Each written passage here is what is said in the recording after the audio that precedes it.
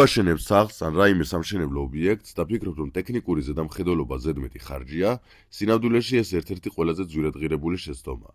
სამშენებლო შეცდომების დაახლოებით 90% ჩნდება მაშინ, როდესაც მშენებლობა მიმდინარეობს ტექნიკური კონტროლის გარეშე. შეიძლება ვერ შეამჩნიოთ, რომ არმატურა არასწორად არის მოწყობილი, ან ბეტონი არასწორი პროპორციით არის დამზადებული, ან ჰიდროიზოლაცია არასწორად არის გაკეთებული. ამ შეცდომების შედეგები ხშირად მოგვიანებით ჩნდება. კედლებში მზარები წყლის გაჟონვა, დანგრეული მოჭიმული იატაკი და ძალიან ძვირი გადაკეთება. ბევრ შემთხვევაში ერთი შეცდომის გამოსწორება შეიძლება დაჯდეს $1000-ობით, ხოლო ტექნიკური ზედამხედველობის ღირებულება ამ თანხასთან შედარებით ბევრად ნაკლებია. ტექნიკური ზედამხედველობის მთავარი მიზანია შეცდომის აღმოჩენა და თავიდან აცილება მანამ, სანამ ისინი მოხდება.